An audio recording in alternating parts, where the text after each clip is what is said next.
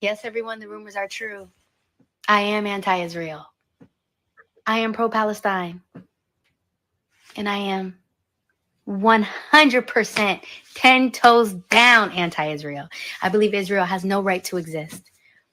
I believe the United States has no right to exist. I believe every settler colony who has committed genocide against native peoples, against indigenous people, has no right to exist. I believe in a free Palestine from the river to the sea. I believe one day Palestine will be free. Is this news to anybody?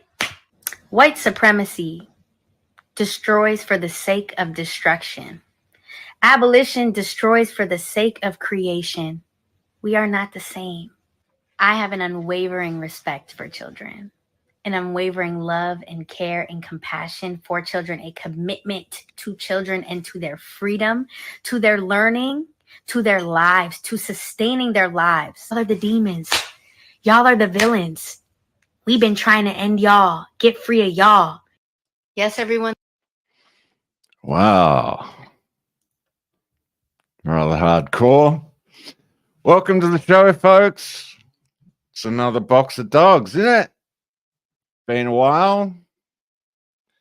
I'm back to try something a little different tonight. Slightly different setup. Whatnot, I'm going to talk about something that I've been thinking about for a while now. Toxic progress, or rather toxic progressivism. So we're going to get into that. Then afterwards,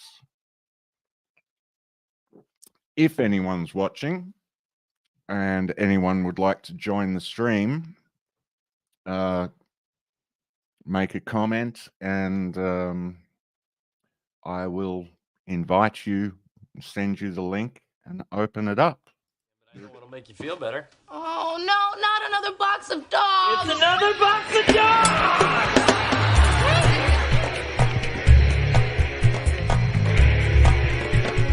Stop drinking liberal piss water. Woof, woof. That's my slightly altered intro. Anyway, toxic progress. There's an old saying, the road to hell is paved with good intentions. Toxic progress comes about by the following process. I'm going to use feminism and the LGBTQ plus movements as examples. A group of people decide that certain things need to change in society. They form a collective, they grow in numbers.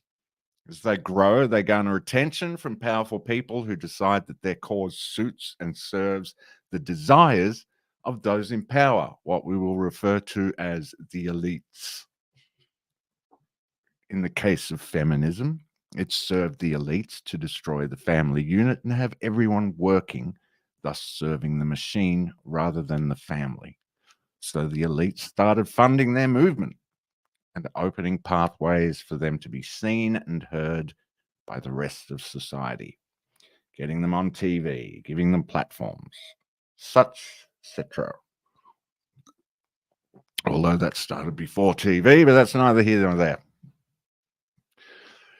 Now the movement has power and money behind it. They grow and they work towards achieving the changes they wish to make until one day, finally, they achieve their goals. Now, the group at that point should simply dissolve as they have achieved what they set out to do.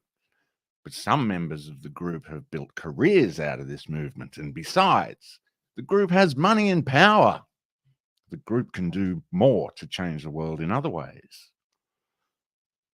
The road to hell is paved with good intentions. That is the justification to keep going. So they come up with a new list of complaints and begin working to change those. Rinse and repeat. They achieve their goals, they invent new complaints. They achieve their goals, they invent new complaints. Achieve their goals. They invent new complaints. Until it gets to the point that they're simply inventing problems which aren't there. They diddle the stats, they reframe outcomes, they invent new terms until it gets to the point that they have academics working solely on devising new reasons for the group to exist, i.e., societal problems. And this is where it becomes toxic, and they are well and truly on the road to hell. And they are taking everyone with them. In the case of the LGBTQ plus movement, they wanted marriage equality and to not be discriminated against and whatnot. Fair enough. They got those things. So what fresh hell could they come up with to justify their existence? And this is how we have the President of the United States defending children's rights to mutilate their bodies and feed their delusions in the name of trans rights. And that, my friends, is toxic progress. I have a comment here. Who is this from? Mr. Harvey. How legit is this? Not even one fart joke yet. We'll get there, my friend. We'll get there. Strap in. Yes, so, and that is toxic progress. Toxic progress serves so many masters which are inherently bad for humanity. But it's good for those who want control, power, and money. It leads to lies being commonplace in the media and in people's everyday lives. It discourages the working class from breeding or ever coming together with any form of solidarity. Imagine if we came together as a people, the power that we would have, the power that we would be taking away from the elites. They don't allow us to do that. They push these things to keep us separated. And at the moment, society is not just separated, society is shattered. Anyway, it promotes censorship and discourages open discussion. Here's just a few examples. Okay, I've taken some notes from a YouTube video. It's Michael Schellenberger's Guide to Escaping the Woke Matrix. Highly recommend it. I'll try and remember to throw a link in the description. There's a quote. It is said, "The most effective way to destroy people is to deny and obliterate their own understanding of their history. Censorship doesn't protect the vulnerable. It rewrites history to the benefit of the powerful and to the detriment of the people." So regardless of what you've heard, here's some good news, some white pills. Carbon emissions peaked in Great Britain over 50 years ago. You're unlikely to hear that in the news. What you are likely to hear is that there's too much carbon in the air and we all need to hold in our farts. See that? We all need to hold in our farts to save the planet. So yeah, carbon emissions peaked in Great Britain over 50 years ago. Same thing in France, the United States, and in the last decade, total global emissions declined. Deaths from natural disasters have declined to a few hundred a year in the United States, even as the global population has quadrupled over the last century. They've declined by 90% internationally. There he is. I told you I'd be back. Blick. It did you be big. What's that? Immunity revoked. All right. Anyway, the cost of disasters is in decline. Disasters are getting cheaper. You can pick up a disaster now at IKEA for $50. Put it together with an Allen key yourself. Your homemade cyclone. Check that out. Isn't that cool? Not really. Anyway, yeah, the cost of disasters is in decline. As a result of these declines, what gets counted as a disaster has declined. We've literally redefined what a disaster is by mitigating the awful outcomes. According to the MDAT data center in Belgium, total global weather and climate disasters has declined. MDAT is the only place that tracks this data, by the way, for something that presents such an imminent threat of world-ending disaster, you'd think more people would be keeping an eye on this stuff, right? That's just my own thought. I don't know if that's a legitimate thought. Perhaps one's enough. The Great Barrier Reef recorded the highest amount of coral in 36 years. I love this one. I remember a few years ago, it was the death of the reef. The coral is dying, and it's going to kill the oceans.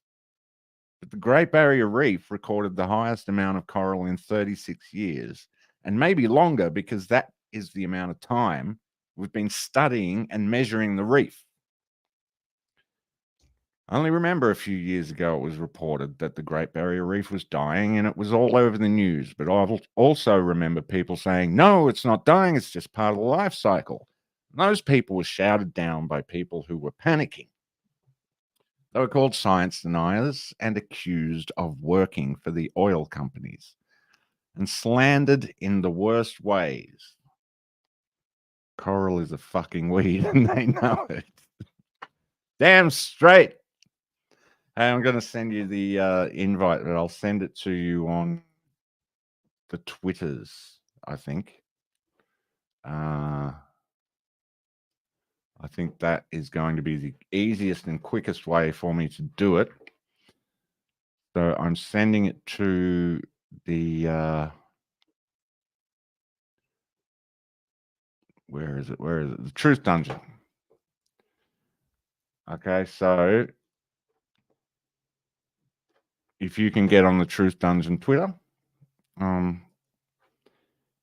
yeah, come and join. If you can't, I'll send it somewhere else. But anyway, meanwhile, I will keep talking about this toxic progress that I'm so fascinated with. Yeah. They were called science deniers and accused of working for the oil companies and slandered in the worst ways. Yet now that they've been proven right, there has been no apology nor a published correction. There is nothing in the news saying, hey, it's all okay. We were wrong. That doesn't serve their purpose. Wouldn't that be a great news day, though? Tonight on the news, we were wrong. Sorry. It's not going to fucking happen, is it? And there are those, I'm sure, who will claim that the coral is now blooming due to the interventions by humans. Well, perhaps that helped, but you said it was irreversible. It was going to result in the death of the oceans. Fear is their best weapon, and they're not afraid to use it. In the US, there are no racial differences in police killings when accounting for whether or not the suspect was armed or a threat. Justified versus unjustified shootings. Police killings of African Americans declined from 217 per year in the 1970s to 157 per year in the 2010s. In the 58 largest states, largest US cities, rather, police killings of all races in New York City declined dramatically from the average of 59 per year between 1970 and 1975 to an average of 12 per year between 2015 and 2020, even as its population increased. In San Francisco and Oakland, the rate of police killings per year increased slightly, going from 2.7 and 2.8 per year, respectively, in the 1970s to 2.4 and 3.9 per year in the 2010s. But police killings per capita in the two cities declined by 8.3%. And keep that phrase, per capita, in mind, because amid all of these shrinking numbers, the one number that has consistently increased is the population. You could almost say that things are starting to look up.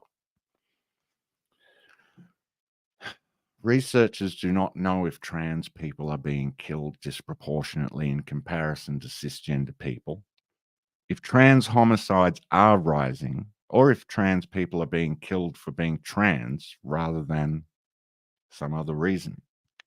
Now, let me just go over that one more time because I think I've screwed something up there. Yes, thank you. Thanks, Half. They don't know if they're being killed disproportionately in comparison to cisgendered people, if trans homicides are rising, or if trans people are being killed for being trans rather than for some other reason. Keep in mind that these are people who tend to engage in high-risk behaviors. I'm not saying they deserve it. I'm simply saying that if you rip off a drug dealer, for example, and that drug dealer kills you, it wasn't because you were trans. During COVID, remember that? Now I might have to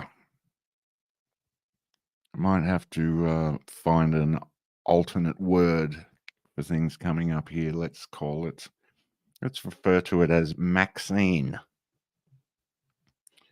Isn't that fucking retarded? You can't say, there's all these words you can't say, but now you can say fuck, shit. Anyway, during COVID, during the COVID, if you suggested that COVID came from a leak in a lab, you were called racist. Not if you suggested that it came from Chinese people eating bats. Good times. They said it was misinformation to suggest that Maxine had side effects, as though this were the first Maxine in history to have no side effects. Pretty amazing considering how much they rushed the making of it. They absolutely rushed this Maxine, but somehow got it 100% right. Fucking nailed it. These were the indicators which made many of us say, hey, they're lying to us. I'm not putting that in my body. Hunter Biden's laptop was Russian disinformation, even though the pictures were all over the internet. Pictures of Hunter weighing out his crack, videos of him smoking the crack, photographs of him with miners. I don't know what they were mining, but never mind. The kind of thing, though, that would get most people cancelled, investigated, and arrested, even if there was even a rumor going around that these things existed and were true. Censorship was renamed content moderation. The definition of Maxine was changed. Hell, biological definitions have changed to the point where men who couldn't compete in their own leagues are competing in women's sports leagues, and they're breaking all sorts of world records because they're men. Facebook were actively censoring even true stories of Maxine injuries. Mothers sharing their stories of the Maxine injured children and babies were censored without their knowledge or taken down, and those people penalized by Facebook for sharing such information so that other mothers wouldn't see it and hesitate when it came to vaccinating their children. The word Maxine is now treated like a curse word online. In fact, it's worse than a curse word because you can say fuck, shit, cunt, nigger, motherfucker, all of these things without any problems at all. But mention the word Maxine and you'll earn a strike and be demonetized. Not that I'm monetized anyway, so I can say these things, but I'm training myself to avoid certain words, which I should have done just then when I was cursing. But anyway. And they weren't censoring wrong information. They were censoring true information because they were worried it would cause people to not get the vaccine. Do you understand how fucking evil that is? Imagine if there was a well in the middle of your town where all the people drank from, and one day you noticed that people who drank from the well were dying. And you ran out to tell everyone. As you're trying to put up a sign that warns people that the water is poisoned and they shouldn't drink from this well, the police come along and arrest you and remove your sign. And when you ask why they're doing this, they reply, if you tell everyone the water in the well is poisonous, they might stop drinking from it. And that, ladies and gentlemen, is toxic progressivism. That's about all I've got with my ranty rant thing. I was going to add some more, but yeah, please come join in this thing. I'd like to hear your opinions. Anyone that's listening. I mean, the results of toxic progress are quite clear. I think one of the best places to find the results of toxic progress is Twitter.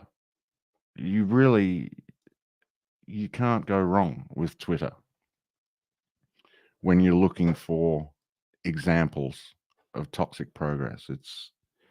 It's nuts. Let's do that one. I quite like that one, actually. So yeah, hey, that's me online right now. There you go. 0 viewers.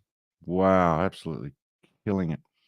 Where is it? Where is this? The humanitarian thing to do is run over. They're blocking humanitarian aid. I don't know if that's toxic progress. There's one down here. I don't know if that's a good example of toxic progress. I do love this girl. She's now featured. I have the explanation for that. Why are there no masculine men anymore? And all of the men are just feminine now. Well, I have the explanation for that.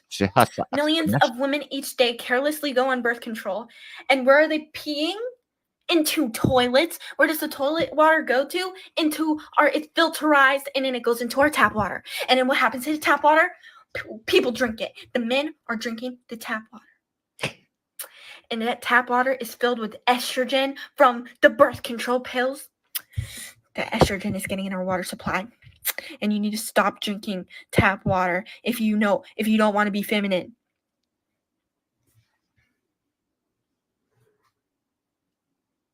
Stop drinking liberal piss water. I love that girl. And be masculine again. Why are there no masculine men anymore? I love that girl. Stop drinking toxic liberal piss water. Yes. We'll come back to these other ones. There's a particular post here that, well, here's toxic progressivism. This is a classic. Trans activist has meltdown over being misgendered.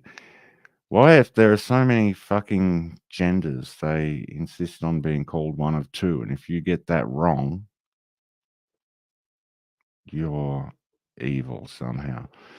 I think this is sexuality are not at the end of the day, and I'll say it a million. Yeah. Okay. So here, the problem with this toxic progress, it leads to people having just toxic thinking and toxic attitudes, and people have all these fucked up attitudes. And part of what I want to do with this, with Box of Dogs as a community, part of what I've wanted to do kind of from the start is examine our attitudes, examine what's right, what's wrong, what's working, what's not, what is holding us back, what's pushing us forward. So I'm sure I have many fucked up attitudes that are not helping anyone, not helping myself, not helping society. But here is an example of this particular woman and her toxic extremist views. At the end of the day, and I'll say it a million times, whether it be biological, whether it be socially driven, I think it's almost entirely socially driven. Men and women in terms of sexuality are not meeting each other on the same page at all. And the way the system that men have set up, the system of capitalism, the way that men continuously profit off of women's bodies and women's sexuality, it only makes sense, especially if we want to start shifting the power dynamics, for women to capitalize and profit off of their own sexuality. What do I mean by that? I mean, no man should be enjoying your presence, your time, your body, or your affection for free. Every man should have to financially invest in you. And there's a reason why they throw all kinds of nasty words at that notion. Because when you figure that out, the power is going to go from men's hands to women's hands. So yeah, what fun. Howdy do there, Mr. Hey, Harvey. how's it going? Good, buddy. How are you? How's my mic level? Does it sound okay? That's great. Perfect. Okay. It was a bit high before. Like this is very, very interesting. And as I said, very legit. Almost like too it? legit. Yeah. Really? I really like your invisible beer. That's it's good, amazing. Isn't it? Check out check this shit out though. Beautiful, isn't it? See, the all-seeing eye has an actual.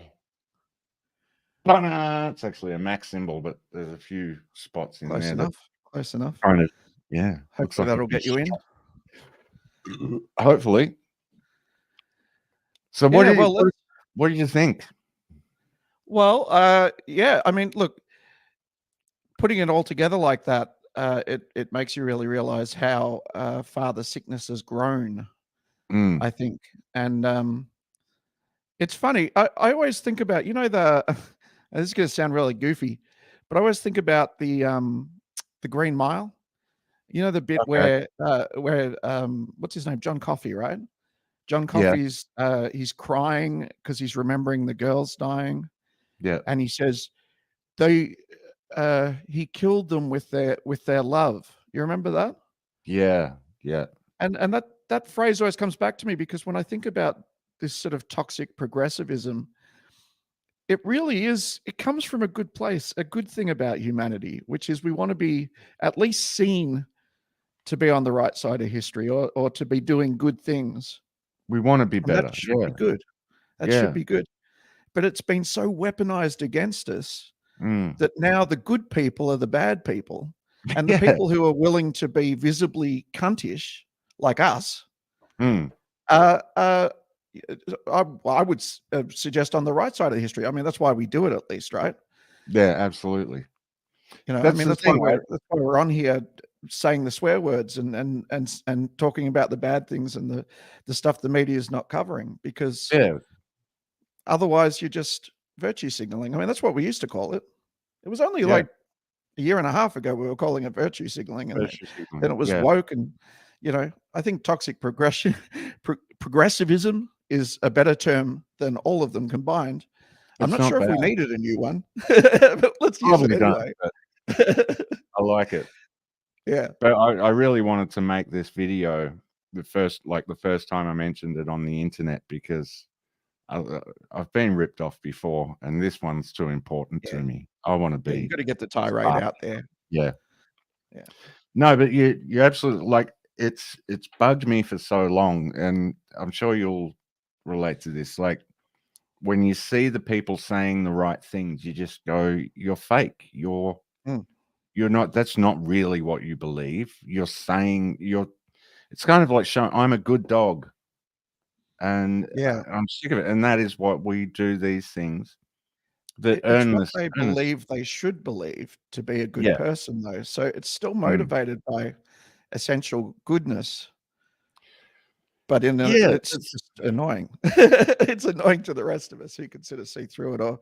I don't even know. Look, it's hard not to position this in a way that makes I try not to assume I'm superior in any way, or that any of us are superior anyway. I don't really think that's the case. I mean, the degree of weaponization and propaganda that's been put out there is almost overwhelming, and it takes a lot of courage. I mean, you're willing to say things I'm not willing to say.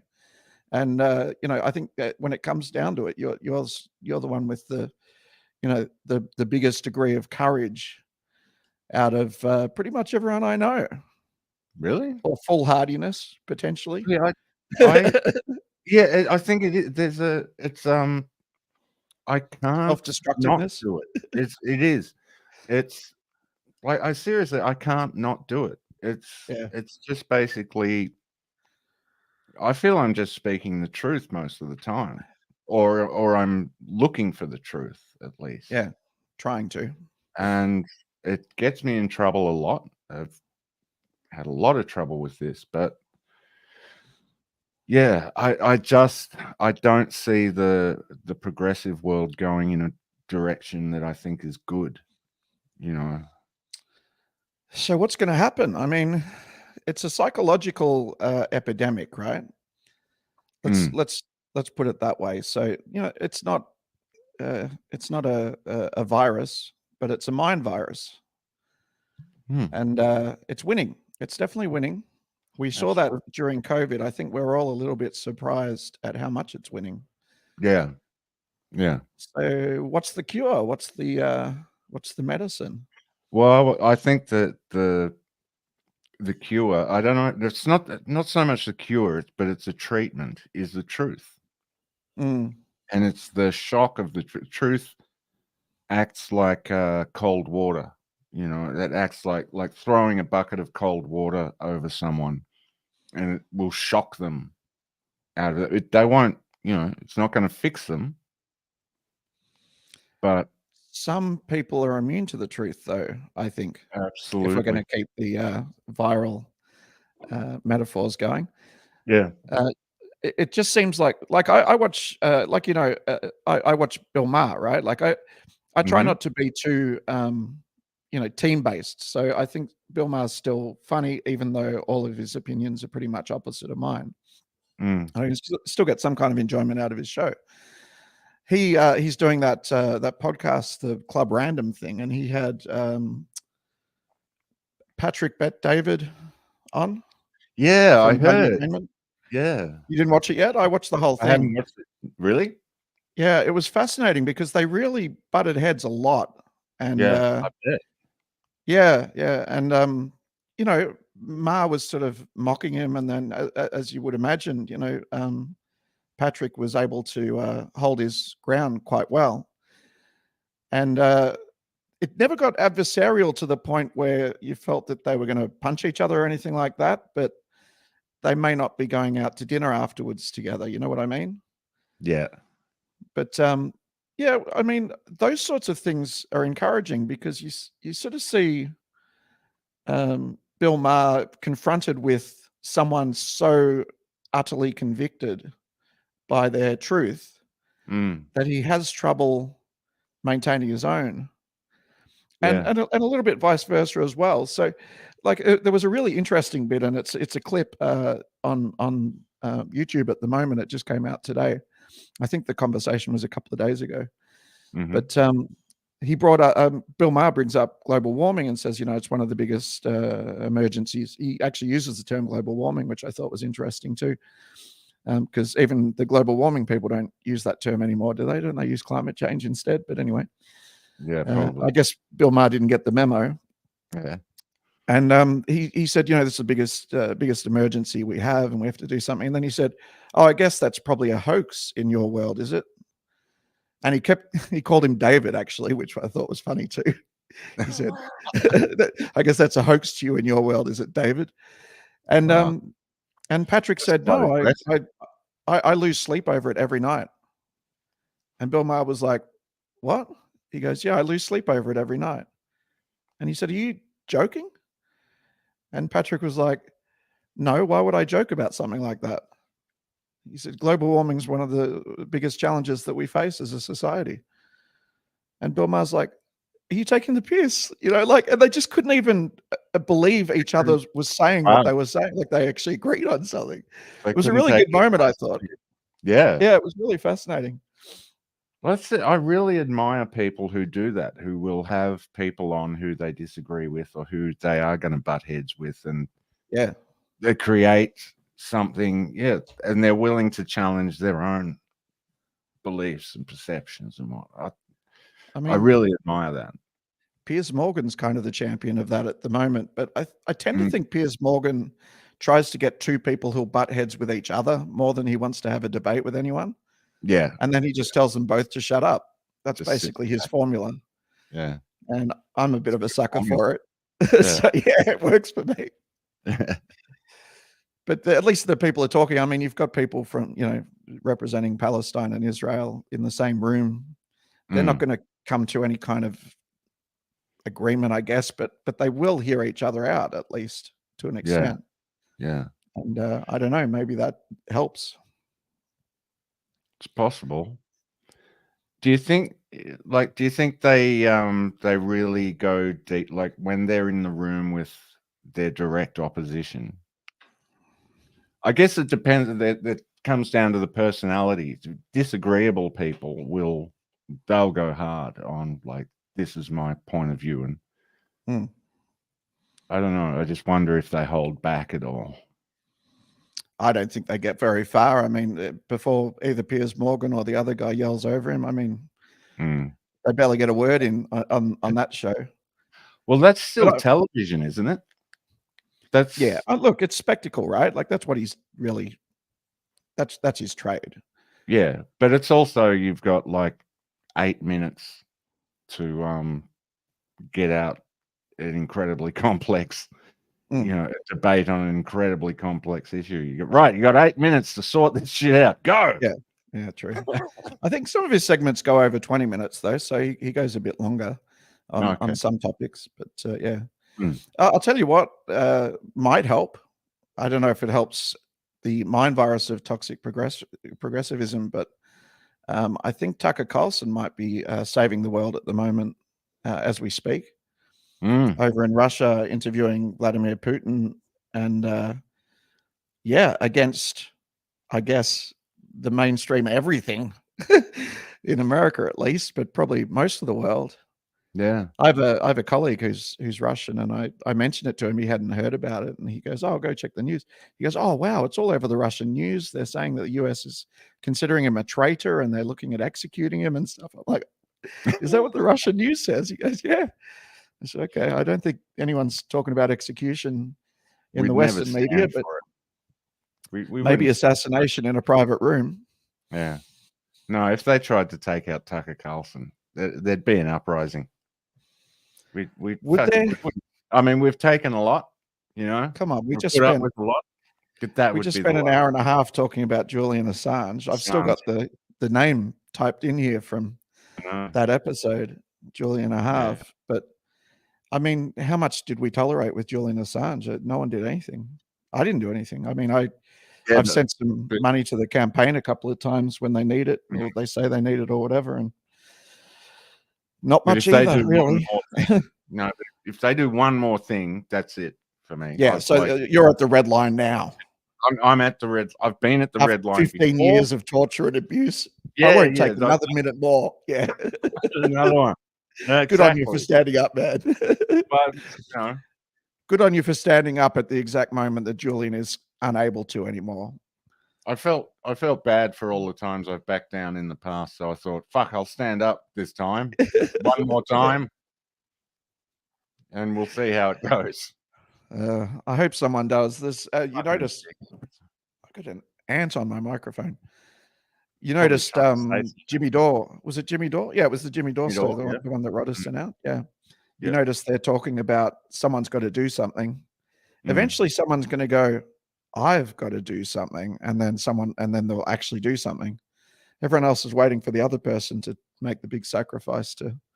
Yeah. Well, this is what I was saying before. If we were able to come together as a collective, like, we would have so much power, but that's why they keep us fractured. And that's one of the purposes of this toxic progressive. Like, it's anything that fucks with us is pushed, Yeah. Yeah, it's just very, it's difficult to deal with when anything that's going to divide us is promoted by the powerful. Well, that seems to be the basic MO, doesn't it? It's the division. Divide and conquer. It's very much exactly. Yeah. It's a pretty basic tenet of the elites.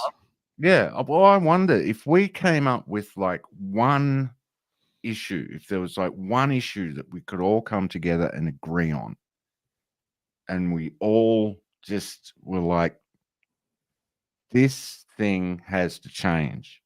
And we just stepped up with one voice and said, and demonstrated the power that we should have.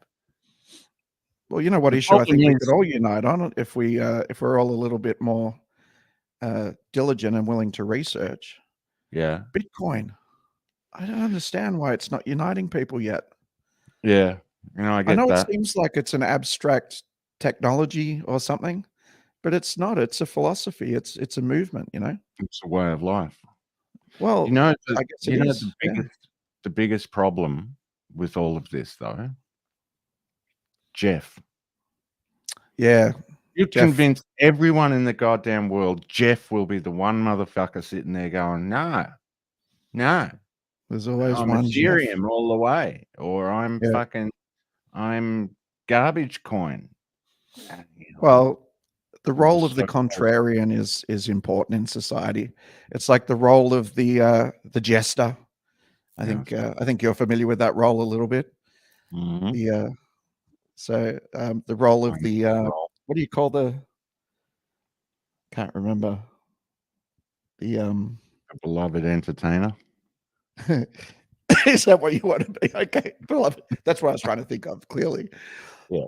Excuse me. I've got that clip, that Bill Maher clip. If you want me to share it, we can. Please watch it a little bit. It's pretty funny. Let's do that. That's actually an Elvis Costello album, The Beloved Entertainer. Spike. Oh, okay. Spike's Beloved Entertainer. I was trying to think of something specific, but I can't remember. Anyway, it doesn't matter. It wasn't that important. You say that all right? Yep, that's good. What do you think of my background there? I think it's fucking beautiful, man. And the contrast with the red jacket is just striking as fuck. So yeah, I think no, but I mean the background as well. All that. What is that though? Like it looks AI generated because the text isn't real, right? It is AI generated because that's what AI does with text. Well, I got onto an AI art generator thing. I've never used it before, and I said, I'm no good at making thumbnails. So I said, give me something that represents toxic progress and put the words toxic progress in it so it's easy to read. That's how I got the thumbnail, which I'm pretty impressed with the thumbnail. But yeah, that one came up. There's another one that I really like as well. Anyway, that's a side note. But AI art, I'm very excited about that because I'm not good at that shit. How was my thumbnail game today, with that sexy nurse? Love that sexy nurse. Yeah, fuck, man. Anyway. You're on. That's some great clips. If anyone out there's watching and you haven't seen some of the Truth Dungeon short clips, I'm doing a week of clips today. Yeah, I'm trying to do them daily. So nice. Yeah. Okay. Let's have a bit of a listen to this, and let's just get it out of the way and talk about Patrick's short pants and socks. Yeah, what the fuck, man? I don't know what's going on there. Maybe that's the fashion, and I just haven't worn a suit for a long time because I haven't worn a suit for a long time. But it's like fucking, I don't know. It's like two hip dudes. They're so hip. I know. They really are. These are our heroes. Exactly. Great. These are the ones that are going to lead us out of despair. Yeah. Exactly. All right, let's see if when they speak it's any better. Very concerned about global warming, or is that a hoax in your world? I don't know. I lose sleep over it every night. You what? I lose sleep over it every night. The warming of the globe. I don't know whether you're being facetious. Oh my God, I shiver every night when I go to sleep. Are you global warming? I assume you're being sarcastic. I would be very serious. Why would I be sarcastic? I mean, global warming is the #1 issue in the world. Okay, good. Do you agree? I can see why he thought he was being sarcastic. He says he shivers over warming. Come on. I still think he's being sarcastic. Well, let's continue. I do. Tell me why. See, I think you do. Why? Because what do you worry about? A few years ago, someone did a Al Gore. Al Gore, yes, you're right. You're right, David. You know what? It's a big hoax because Al Gore has a big house and sometimes he leaves lights on in it. Oh my God. Talk about preempting exactly the wrong argument. Yeah. Like, that's definitely not where he was going by mentioning Al Gore. Yeah. Al Gore's, a lot of his, the hockey stick graph and stuff has all been fairly debunked, or at least had the context of it explained. When you zoom out of that graph, it's not as much of a scary hockey stick. You've got to zoom into a certain exact period of time to make the argument that there's a hockey stick graph. Oh, like what was it called? An inconvenient truth? Zips up. Yeah. Yeah, it's just a graph that basically looks like it's going exponential, but then you zoom out and the whole history of it is completely different. But I'm sure that's what he was going to talk about. But yeah. Well, Bill Maher deflected, so good on him, I suppose. It wasn't a bad No, they did someone did a compendium of all the climate studies. There was over 10, I think it was 10,880 of them, some number like that. And there was only 2 dissenting about the idea that climate change was real and it was happening and it was caused by humans. So that's a consensus. That's what you call a consensus. I mean, you and I think, are closer on the same page with vaccines and so forth. And that's because the human body is a lot more complicated and a lot more mysterious than climate science. That's why there's nowhere near that kind of consensus about how we treat any malady in the human body. That is the bottom of the ocean. Not so with the climate. It's not that complicated, climate. I mean, I couldn't do it, but climate science, it's geology and it's chemistry and it's some physics. It's not. So his argument is that the complexity of the globe that houses humans is less than the complexity of a single human. Does that read for you? I'm lost. It was at this point where I was starting to wonder if Bill Maher was just getting drunk or if he was very stoned. It does seem like that. That's what, when you first started it, I was like, this is like 2 guys in a bar. Yeah, well, that's what he's going for with this. He drinks a lot, and sometimes he gets too drunk to be smart anymore, and he really reveals stuff. I think this is one of those moments, I suppose. You said you loved me.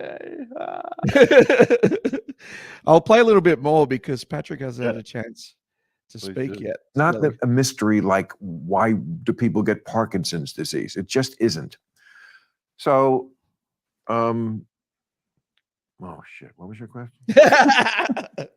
Climate change. No, we were talking climate about change. climate Yes, change. but when over 10,000 scientists all study the same subject and come up to the same, and 2 don't, you can say there's a dissenting field, but they could fit on a motorcycle. So yes, I think it's very, and again, we see the results already. I mean, now, is it possible that we can raise the level of the ocean and not be met with disaster because of that? I guess it is. I guess there are things that could also change, but that's going to happen. It's kind of like when the Titanic hit the iceberg and she talks to Victor Garber and he says, well, lady, I hate to tell you, but there's 9 compartments on this ship. And if only 4 of them had flooded, we'd be good. But 5 did. And that means we're going down. Yeah, but no one's actually said that about the world. They said that about the Titanic, didn't they? I mean, slight differences, little subtle differences between the Titanic and the Earth. I love the bit where he says, "What was the question again?" He's lost it at that point. We've lost the viewer. I was just about to throw out there again that if anyone's interested in getting in on the conversation, comment and let me know, and I'll throw out the link so you can join the live. You can join from your phone if you've never joined before, or from your laptop, your phone, whatever. It works from everywhere. We've tried pretty much every configuration by now, I think. It's quite good. We're using StreamYard. So basically all we do, we send you the link, you open it in Chrome. It's Chrome on a has to be on Chrome, a laptop. But on on your phone, you can use Safari. So if you've got a gay phone, if you've got the gay phone, I mean, which I Apple. have, I do have same the thing. gay phone. I've told you, mate. Like, I'm actually now lobbying the LGBTQ plus people to add the letter M. Yeah. Yeah, because it should be lesbian, gay, bi, trans, queer, and Mac users. Very good. You're lucky that Mac starts with M, really, and it's not already used. There's quite a lot of letters in there already that could have ruined that joke. Yeah, exactly. Would Mm. make it Apple. So what do you reckon? Are the conversations going to cure us from our mind virus that's happening? Trigonometry is another one that's worth a mention. If anyone's listening to this and they're not subscribed to trigonometry, that's a great check that out. It's yeah. See, it's hard to say. It's like the thing of I know a lot of people throw arguments about way back when, like before we all had a voice. I don't know if it was better or not, but it was kind of clearer in a sense. Like simpler. it was simpler. Yeah. I mean, now that we're all we all need to be heard, and I mean, it must be a nightmare to be a politician now. Like who would do it? That would be horrendous. You'd have to be crazy. Yeah. But that's why, they get to, do some insider trading. I mean, that's the incentive. Which is a good incentive. It's a good incentive. Is money that's inflating faster than you can earn it really worth all of the hassle, though? Probably not. Probably not anymore.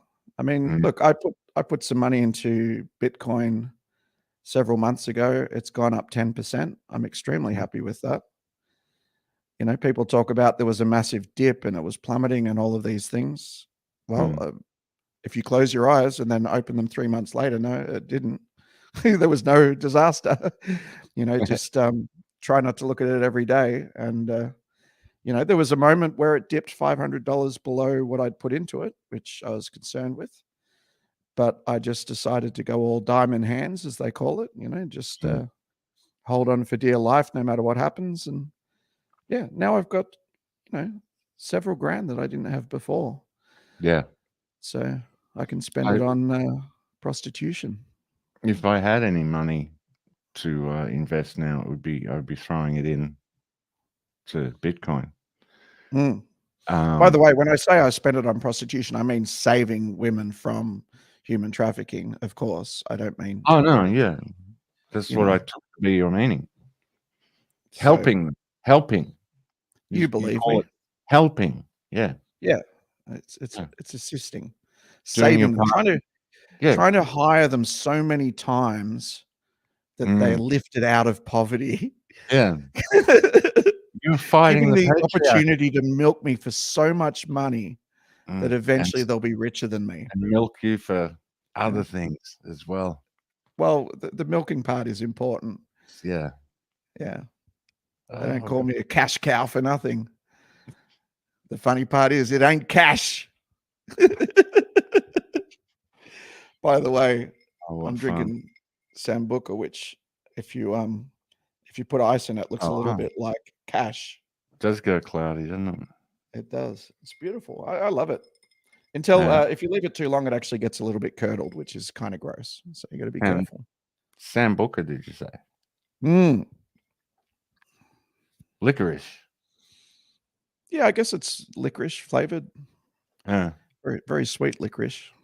It really does look like I'm drinking something from the future. It does. It's really cool. I feel like you should get that background, but you should do some animation with like spaceships flying past and stuff. Yeah, I was thinking that. I do want to in the windows. Yeah, I'm gonna find a really good video to upload, just on a loop. Yeah, that'd be cool. But I mean, it took me so long to decorate this place just right, and then to let everyone in the city know just freeze for like the next hour and a half. Just, Yeah. but don't turn It's any amazing lights to have off that sort or of on. power. Yeah. Yeah, well, people like me in this town. I'm not even sure which I'm town leaving it the is. office. I want to turn my lights off. No, that'll No, change my background. fuck with things. Ruin it. Hey, we're back to 4.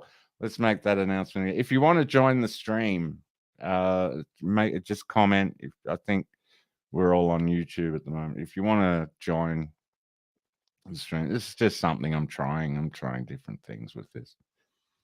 Yeah, if you want, I'll throw the link up and you can join. You can come on and say stuff. Anyway, what's your target for timing, Scott? Are you looking to do an hour or longer?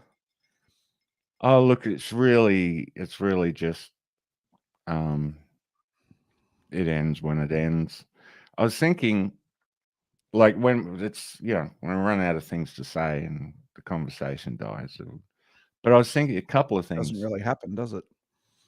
No, it doesn't have to. No. As you know, I am now president of a non-profit organization. Fuck knows how that happened, but of course you are. It happened. Yeah, of course. I mean, it just makes sense, doesn't it? It's I'm running a non-profit charity. I mean, it just makes sense. Yeah. But what's crazy, what I love about it is I bet people in Melbourne are going, fucking, they became this became known as this horrendously transphobic organization. Fuck it, let's get Scott Horn as president. Yeah, that'll fix it. Can't be any worse. Yeah. Yeah, let's own it. It's like getting a cactus to fix being pricked too many times. Yeah. Well, I was thinking, anyway, I was thinking, and this is an idea that a few of us had a while ago of going for the world. Although, as far as world records are concerned, forget about Guinness and all that, because you involve them, it costs $20,000 or something to register. I've heard that. It's ridiculous. Well, they have to send very, very accurate people to make sure that you've actually observe broken the record. Yeah. Mm. But so one of the things was someone did the world's longest stand-up gig. Right. What was it? Can't remember. It wasn't even that. Didn't seem that long. I think, but although they did one stand-up set, I think they went for like 18 or 20 hours. It's impressive. But we were thinking a while ago we'd just do the world's longest stand-up gig. So you just have comedians coming in doing the thing, and you could have them just coming back and whatever. Although it's hard to get comedians that you can really rely on too much, but if you got people interested in it, it could work. But I was thinking about, what about doing the world's longest podcast live stream? Well, longest. I have a feeling people have attempted that, so I know it's not going to be easy. Okay, it's not going to be 72 hours. I can tell you that. Oh no, it would be so fucking long. It would be like, we'd have to work it out so it was like, when I finally needed sleep, so I can go without sleep for a pretty long time. Yeah, I do become quite incoherent. But so like then you'd have to take over for a few hours while I slept, and I'd be like, wake up, coffee, and you're on. And but surely if you do it in shifts, you could just go forever. Well, that's the thing. That's what it seems. Yeah, I mean, it seems we could. But what I was thinking is it's a double a double function. I mean, if we put it out there that we're doing, going for the attempt the world's longest podcast, and you come up with content on the spot. You just, like I tend to do, scrolling through Twitter and whatnot. No, I would diligently plan several weeks of content. Yeah, diligently. You'd hope it was a really hectic I got plenty of spare stuff that we haven't got to on Truth Dungeon yet, so I suppose that would be pretty easy, actually. Yeah, there's a ton of stuff. But backlog. I'm But I was backed up. thinking if we also did it to raise money for, let's say the Palestinians. I don't know if I don't know if any of the Interesting. money would get there or whatever, but Well, that's the thing. I mean, what difference can we possibly make? not much. I suppose that's not a reason to not do it. Yeah. But yeah. Yeah, I mean, look, look, I the noticed money's on going I don't know if this is disclosing something, but I noticed on Facebook you put around that a petition. I can't remember what it was. It might not have even been about Palestine. I think it was. And you said I don't sign these things, but maybe you want to. Yeah. And my response to that was, yeah, I don't sign those things either because I just feel like nothing does anything, and it's this ridiculous learned helplessness. I was like, why am I not signing it? Why is Scott not signing it? Like, why are we not? Like, what's the harm? Yeah. What, we give away an email address? So what? God, I mean, We give away I had a emails credit to card hacked a those few people. weeks ago. So what? Yeah. Yeah, look, I don't know. It's one of those things I kind of lump those in with charity that I think a while ago I started really I'm very skeptical of them. Like Yeah, me too. I don't know that they really achieve anything, and I don't know that they're much more than, information harvesting. I don't know that they even present the What information do you think they don't have on you yet at this That's point? the thing, though. But the only thing is, it's who has the information, right? So whoever the company is that's behind the signatures, that brilliant idea, they don't have the information. They want the information so they can sell it on. Did you see the CEO of TikTok testifying to Congress, Ted Cruz, and a few other people I wasn't aware of? Interesting stuff, because he just kept saying, listen, by the way, I'm Singaporean. I live in Singapore. I'm a Singaporean citizen. What are you talking about? And they were like, no, you work for the CCP and you're selling the data. And I don't know, maybe he is. He goes, we just spent multiple billions of dollars to relocate our service to the US for the US audience, and to do this and that, and build a facility that would prevent any hacking of the data and whatever. And we've said several times, we've never got any requests from the Chinese government for data, and we don't honor them if we do, or we wouldn't honor them if we did. He's like, I don't know. Look, he might be a really good liar, but he seemed more reasonable than the psychopaths who were like just believing nothing that he said and just saying, no, you're a fucking spy. It's like, you guys just sound paranoid now. Like it's really odd. Wow. That could be the goal. Maybe it all is, maybe China is trying to do all these things. I don't know. But I feel like China might not be quite as, what's the word, malevolent maybe, as they get credit for. We know America creates villains. We're about to see this Putin interview, and I bet he sounds really reasonable, and perhaps isn't quite the villain that he's made out to be, at least. Tucker's going to give him the space to, but people will still jump on it, Some will, but it's hard to look. You've watched speeches of his, right, where you've watched the translation and followed what he's saying, and you go, you know what? He's kind of one of us. He's one of these truth cunts types. He is. Yeah, and he watches the Truth Dungeon undoubtedly. He must. Every week he's there going, yeah. He's a big BoxOfDogs fan for sure. He's probably watching all the Steve Hughes stand-up acts.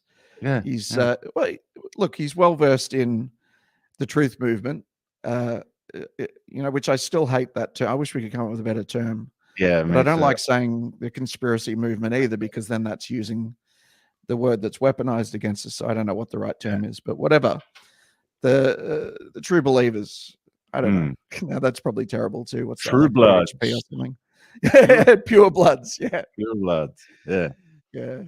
But listen, Pootie, baby, if you're out there and you want to appear on BoxOfDogs, I'll have you. Go on. Absolutely. We'll get him on. Yeah. put you on. Get him on. But Get you on yeah, the I Truth guess Dungeon to discuss a few issues that we find on Twitter. this is something I don't have ready, right? But it's something that I know I got from a James Corbett episode, maybe coming up on a decade ago now, where he talked about and I'm not even going to be able to use the right term, but basically he said there's factions of the elites of the world, the Illuminati, whatever you want to call them. He doesn't use the word Illuminati, but he said there's an Asian faction, and there's like 7 elders of Asia. I'm just making that up. I don't know what the term is for them. But he said there's like 7 Asian families that are the really rich ones. They have a country each or whatever. And he said that they were at that point against the whole sort of New World Order, totalitarian takeover of the world. And that they were considering doing something to save us. Something that would be economical, economics based, not war or anything like that. Okay. And also that they would be doing something potentially with gold. He said that all of the gold is actually moved to these Asian families, and that they basically control the wealth of a lot of the world, and that they could potentially sell the gold at a discount or something, or get the gold back into circulation. I don't know. I'm making this up. I need to go back and listen to the episode, because it was a really, really long time ago. But whenever I think about the idea that China is like the enemy or whatever, I think about that podcast and I'm like, no, maybe they're not. Maybe they're made out to be the enemy because they're actually quite altruistic about things. And yes, obviously they're trying to make China richer, but China's a poor country in comparison to most Western countries already. They might just be trying to even things. They might just be trying to say, can we get a few people electricity before we save the world? Like, can we get them aircon in a hot environment? Like, it's not that much of an ask. So I'm not really sure. And there's probably a lot of people who are anti-China who might listen to this and think that I'm a dickhead. And you're right, I am a dickhead. I really am not well informed on any of it. But I will at some point dig out that James Corbett episode, and we can talk about it maybe on Truth Dungeon, or if you do this again, and try to get to the heart of it. Because I think whenever a country is demonized, you've got to consider the possibility that they're demonized because they're the enemy of evil, as opposed to being the enemy of the good guys. And I'm not into this all colonial countries or civilizations should die or whatever. But at the same time, we're not also really the good guys necessarily. We're not individually culpable for things that have happened in the past, but we're not the good guys. No, far from it. There was a lot of blood in our wake. A lot of blood in our stool. But well, yeah. That's why I'm so pro North Korea. Exactly. Yeah, me too. I'm just going to go and live there. Happiest place on earth. See what happens. See all the videos. They're so happy. I was actually talking to a colleague today about North Korea, and we were saying you just never hear anything about what's going on over there. It could be genocide. It could be awful, but it could also be good. It could also be like fucking Ferris wheel rides every day, dodging cars. Maybe it is. Yeah, maybe the whole country's turned into Disneyland. It probably is. Which would be a nightmare, actually, when you think about it. Yeah, exactly. Well, I do that route. I've had to alter it a little bit. The first time I did it, kind of talking about Thailand. Because I say, when I say happiest place on earth, what do you think? And inevitably someone always yells out Disneyland. And the first time I did it, I went, well, we found the pedophile in the audience. Very good. Yeah. It got a good laugh and everything, but I felt bad that I kind of, because this guy was like, no, I was just, and he got. Yeah. So yeah, there's a victim of that joke. Yeah. worth it. I'm probably gonna just do it as when someone says Disneyland, I'll just go, well, that's for pedophiles, but so I won't directly make it about them. Nah, I like it better. I like it better with a victim. Most jokes aren't better with a victim, but that one is. Yeah. That one needs it. Yeah. I just felt bad because I fucking set him up so bad.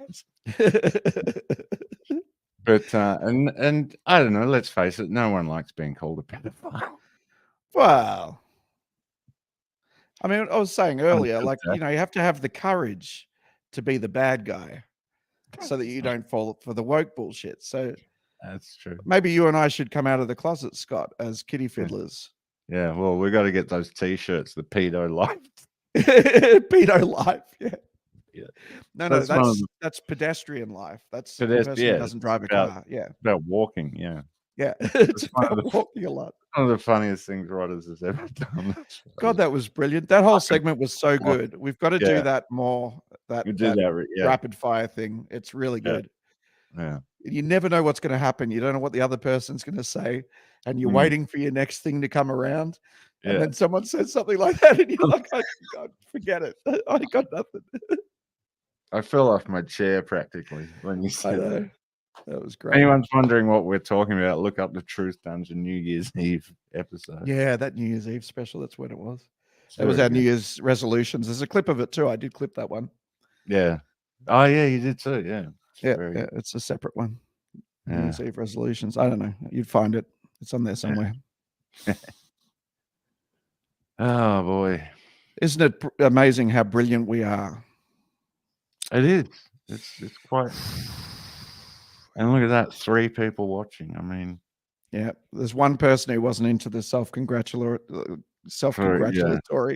thing. It was probably Rodders. Hey, we don't like everything we do. We just like certain things that we do. Yeah, I know, hate most things we do, but anyway, most of it, wouldn't piss on to put out a fire. But yeah, that one was good. Yeah, that was excellent. So, how is gonna make me jealous? How's Thailand? Oh, look, it's good, but I've been relegated to a cripple for a few weeks, so it's well, I'm okay now. I can walk, but it still hurts, and it's discouraging from going out. It's all uphill on the way home, so. But it's good. Yeah, I went out. I had a wild one on Saturday night. I went down Walking Street, which I haven't been to Walking Street since I arrived. So, it's just amazing. I mean, the women in the bars down there, and I mean, it's just crazy. It's just a crazy, ridiculous party. The things I saw. Oh, the things I saw, Scott. The things I did. It was great. Yeah. I wish I could share more in public, but it's hard to do. I'm not even sure when I'm going to get back over there. Like at this point, like everything is so up in the air at the moment, and things will fall into place, mate. They always do. Don't worry. I know they will. But even once I get this business up and running, I'm going to have to work my ass off for a while before I can even. Sure. So do that. I mean, that's what's going to pay for the trips. The beauty of it is getting this business up and running. And when I do, and I will, getting it up and running, I'd be able to go to Thailand and just stay for as long as I absolutely. Aside from the visa issues, I'd just be able to be like, oh, well, yeah. What is it? $25 a day, basically, if you don't have the outstay the visa. What is it? 500 baht? 500 baht, but it can be worse. They can be nice and just make you pay the 500 baht, but they can also deport you permanently for the rest of your life. If you basically, it's illegal at that point. So you get a guy breaking the law, so they're not happy. Yeah, you get a guy in a bad mood. He might not let you just pay the fine. I think they normally do. I'm not really sure. I haven't done it before. I don't think. I did once. What did I do? I did once in the Philippines. I didn't do what's called an exit clearance or something. Okay. And I just forgot. I just forgot to do it. But they have this thing. It's like a police check before you exit the country that you haven't, there's no warrants out for your arrest or whatever if you've stayed for a long time. And I hadn't done it. And the guy just said, yeah, you're not going anywhere. And I said, but my I don't have a visa to stay longer. He goes, well, you're going to have to sort that out. And I was like, really? He goes, yeah. I said, but it's like only one more day before I'm illegal. He goes, you better do it within the day. You better go now. I'm like, but it's 4 p.m. They close at 5 p.m. He's like, so there's still time. But yeah, it was like there was no forgiveness at all. And that guy wasn't even being a bastard. He was quite jovial about it. He was quite nice about it even, but he was not going to let me through. And, I had this whole holiday planned with my girlfriend and a friend. Yeah. And they were already through. And I was like, but my girlfriend's with my best friend going to, I think they were going I to don't trust Hong that Kong or something. Yeah. Well, I wouldn't even blame him. I mean, she was really, really hot. So, what? If I don't have access and they're in a different country, I mean, I've always said it, the rules don't apply when you're in a different country. So that's true. Don't want to be a hypocrite. But yeah, they came back. Luckily, they said, they somehow noticed that I wasn't with them. But yeah, it can go bad anyway. Put it that way. They somehow noticed. Yeah, that's right. If you notice something's different, something's different. It's almost like there's less of us. How many people did we have in the taxi on the way here? There was the driver. Yeah. There was you. Oh, it was the driver. Me. No, I'm thinking of the driver. Yeah. Yeah, that must be the third person. Why would the driver? Of course, the driver's not coming to Hong Kong with us. It's madness. Yeah. But no, I wouldn't recommend ever overstaying. Like I keep saying, I want to live in a country that wants me here for the period of time that I'm here. I'm not interested in breaking the rules or working around the rules or, I spent 10 years doing all that stuff, visa runs and traveling around and, going on holidays when I didn't need to. And I just don't want to do it anymore. I just want to be able to live in a country that I like. And if Thailand won't have me, they won't have me. That's fine. They don't have a visa option. That's fine. I'll go live in Cambodia or I got to say, or I don't know, somewhere will have me. No, but I got to say, what I love about it is, what is it? 28 days you can stay. 30. So 30, but that starts on your first day. Yeah, but so once every 30 days, I jump on a plane. I go to Vietnam for the night, like $20. I mean, I know it sounds amazing, doesn't it? It's fucking insane. So the first time I traveled out of the country and lived elsewhere was in Malaysia. And I'd been to the Philippines a lot. I had a girlfriend from the Philippines. So my friend and I got an apartment and we both brought our girlfriends over from the Philippines to live. Now, Australians in Malaysia get 90 days. Just walk in, stay 90 days, no problem, right? Wow. Filipinos get 30 days.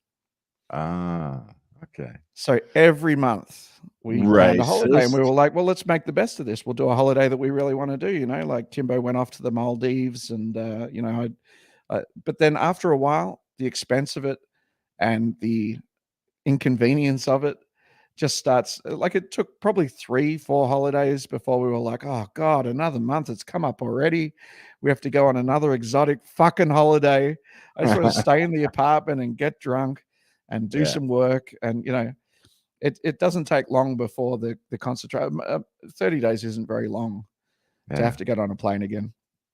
So, I don't know. But you can extend in Thailand so you can get 60 days, I think, without too much trouble.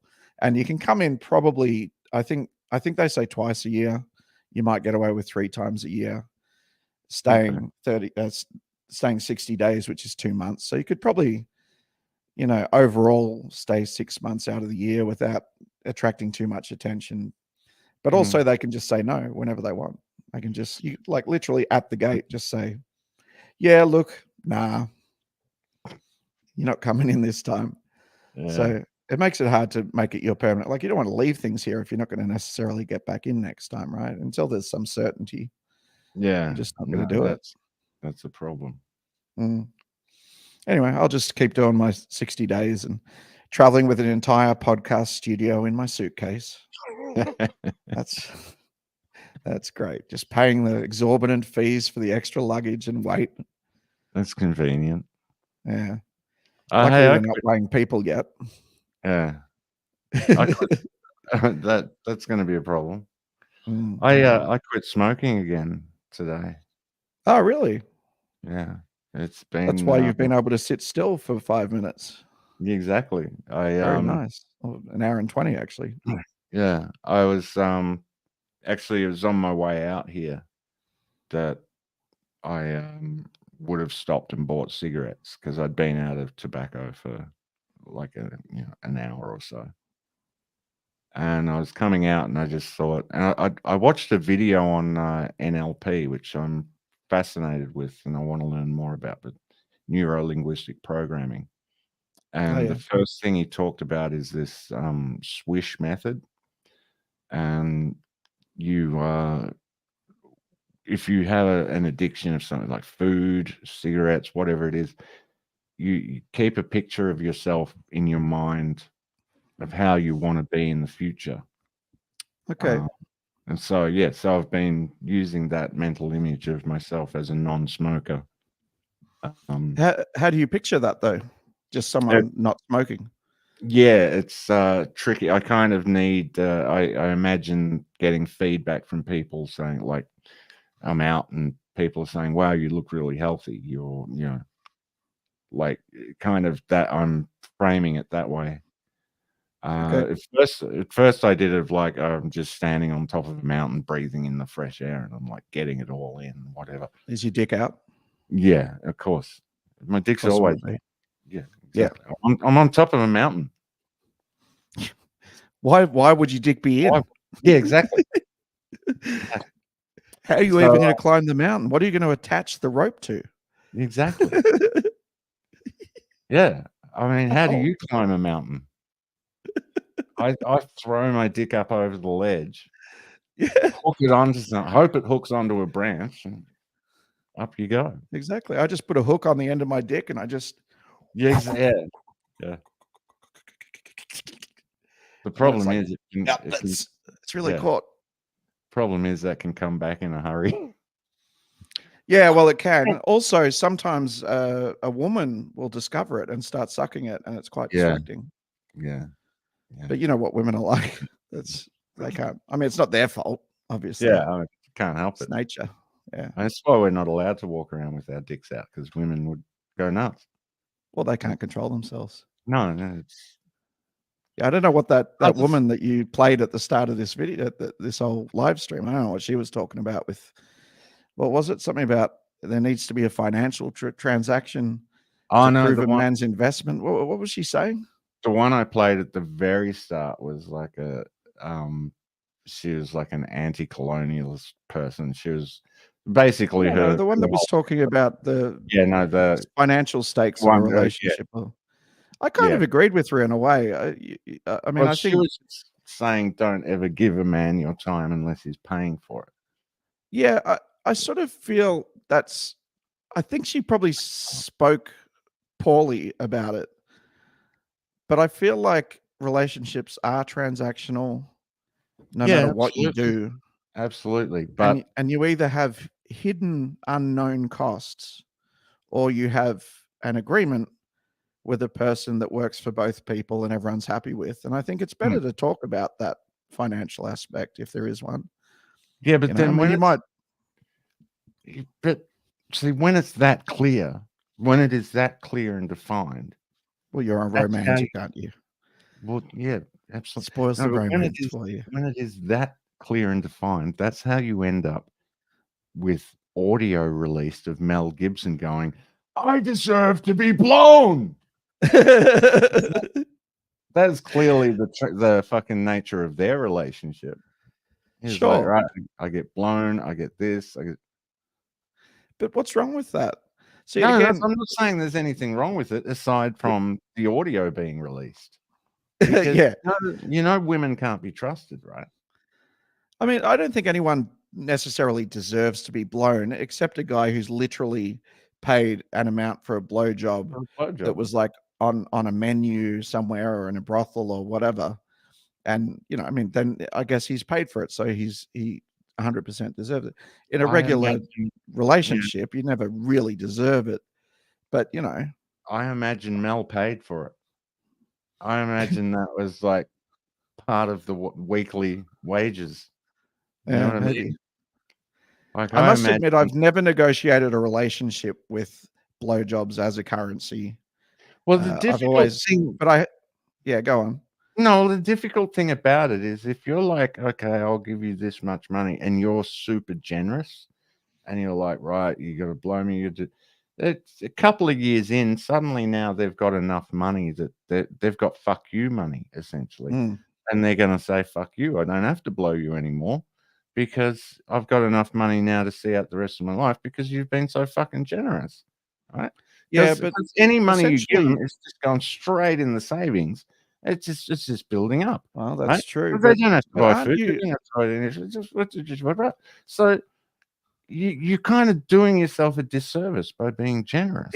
Unless you don't want to be in a relationship forever.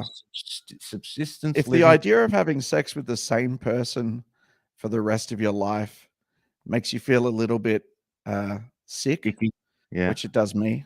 Yeah. Then what you're doing by being over generous is paying them to eventually leave you after 5 to 7 years. That is which true. I've found is a pretty good number. That is true. Yeah. Yeah. So, in fact, 3 to 7 years. But I mean, it's expensive if you want 3. Yeah.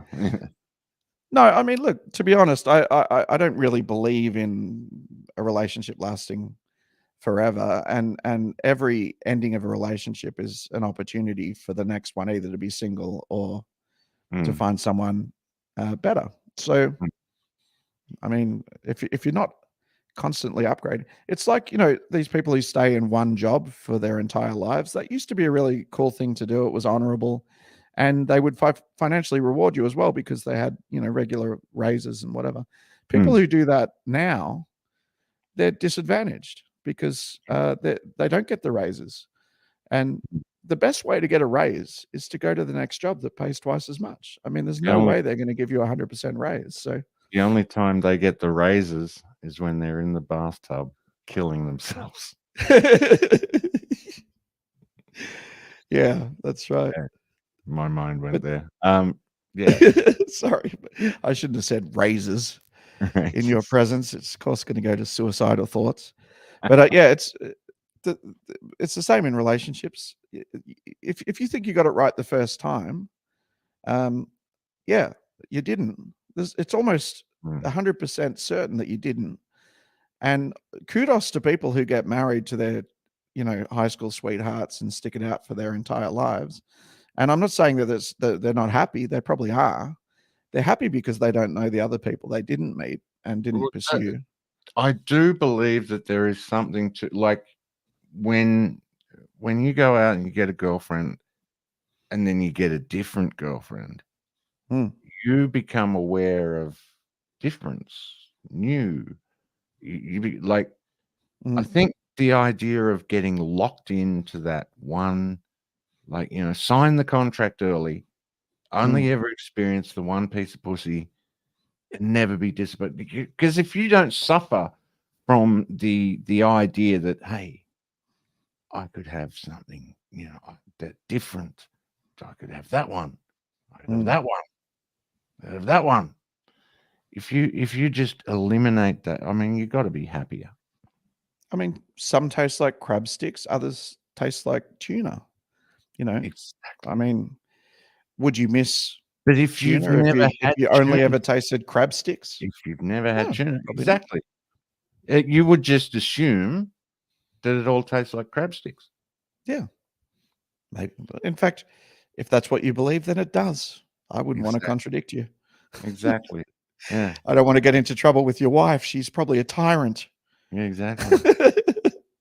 No, I think anyone who says to you that you shouldn't sample more things, that you should just stick with the one, they're probably the one thing that is feeling insecure about, having you taken away by someone better.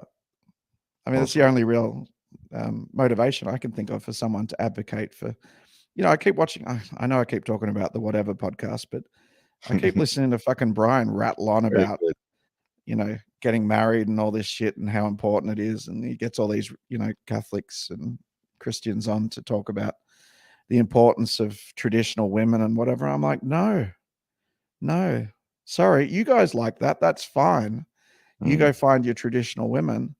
I love these girls who are like on OnlyFans and they're open-minded and they don't have these stigmas about sex and guilt and whatever. And they've got past all of that. I really respect that. I think it's fantastic. I'd love to have a girlfriend who had an OnlyFans. You know how much money they make? I could probably stop working. Yeah. And she could support me and she probably wouldn't mind because it's such easy money for her. It's like, Jesus, I'd edge my dick into the side of the frame so she can suck it occasionally on camera if that's what someone wants to see. I wouldn't want to get, all of me in there. But she'd treat you like garbage, right? Well, I don't know. But how people treat you is a completely separate issue, right? Whether or not they're attractive is all about looks and attitude and sass and whatever else you might be attracted to. Maybe you do like traditional girls. Maybe you like shy girls. That's fine. Whatever you like. But I think in a lot of ways, guys, I've always found that guys, I spent a lot of my life not having a choice who I was with, right? So, one girl showed interest in an entire year and that was amazing odds. That was beating the odds for me. So that I would just try that girl and if it didn't work out, what did I do? I lost 2 or 3 years of my life. I just got older and fatter and less appealing to the next one. But when you travel around a bit and you realize you have choice, choice in the sense that, if you're a little bit more wealthy than the country that you're in, you have choice. It's obviously a financial advantage. And I know that's frowned upon. I don't see why it should be. Being tall isn't really all that noble either, but I didn't get that at birth. So, I gotta work with what I've got. Okay. So when you have choice though, it's a completely different ball game. You're actually able to discern and think about, what do I actually like? What do I actually want?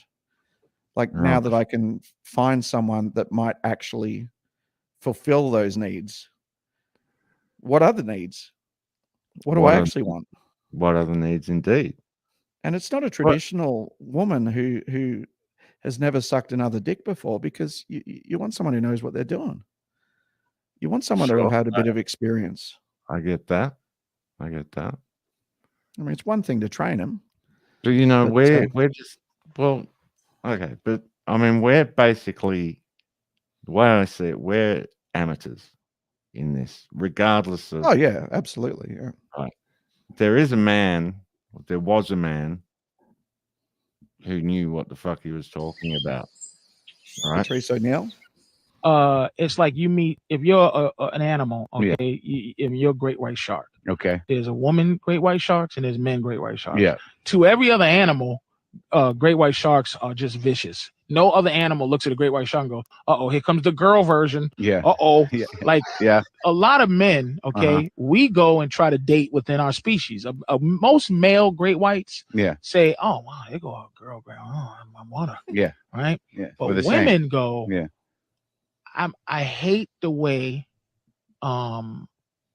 great whites treat the woman great white. Yeah. So I'm going to now date these penguins or these seals who look at me and they run in fear. And I'm going to catch one and I'm not going to eat it. I'm just going to play around with it and have this particular animal who looks at me with this fear and reverence. Yeah. Just go, "Oh my God, you didn't kill me." Yeah, I didn't kill you, because that's why these gorgeous women date these weak men, and they right. But aren't they usually doing that just to piss off the great white? No, they're doing it because they go, "I'm not going to sit here and deal with this other great white." So what happens though is they're dating their food And after a while, they go, dating their I food. fucking hate this guy. I hate what he is. He lets me do anything I want. I talk to him like he's a piece of shit. I spit at him and he just does nothing. I'm gonna eat him. I'm gonna eat him. Then she's going, how do I feel like a woman? You fucking date this man. Yeah. Great white. And you go fuck with him. And this great white goes, hey, bitch, look, you don't talk to me like that. I don't let no fucking girl sharks treat me like that. I'm not bitch. a penguin. Yeah, I got to deal with niggas trying to hunt me. I got to deal with other man sharks trying to bite me. I got to deal with you, bitch, with your mouth. Yeah. You know, no, that dun music ain't yours. That's mine, motherfucker. I'm top of the food chain. So yeah, Well, that's You kind say of we're not expert, but where I was going before was essentially in that direction. okay. Which is that, and I think I had strong words to you about it when you were over here the first time. Mm, You know, we discussed it. That mm, you don't need to go for the average woman.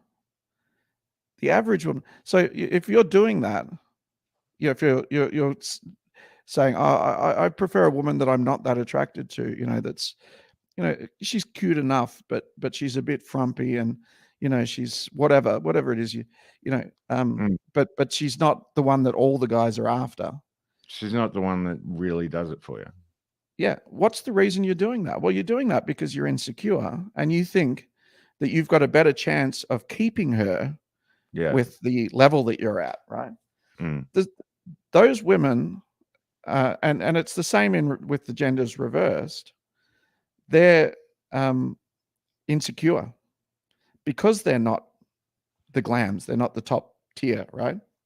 Yeah. If you want someone who won't hit you with insecure behavior, which is, the cancer of a relationship, in my opinion, then go for the hot girl who's got nothing to lose, who can leave you on a whim.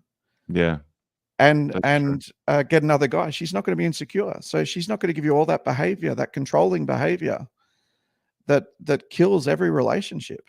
Yeah. The type of woman that goes, you know what I'm talking about, right? We had this, I think we had this conversation when you were over here, because you kept going for these girls that were like the waitresses instead of the go-go girls or whatever. Yeah. Let's use that as at least the metaphor for it. Yeah. But it's like, no, you can go for that girl up there. So it's fine. And she'll be nicer to you and she'll be more fun. Yeah. Yeah. I think I told you about that relationship I had a while ago with the particularly hot girl. Yeah. And it was kind of a problem for me. I wasn't used to it. I wasn't prepared for it. And yeah, I screwed it up essentially. Because but I mean, like I remember one night, like very nearly getting into, well, I don't know how close it came to an actual fight, but like I was pissed off enough. This guy was hitting on my girl in front of me.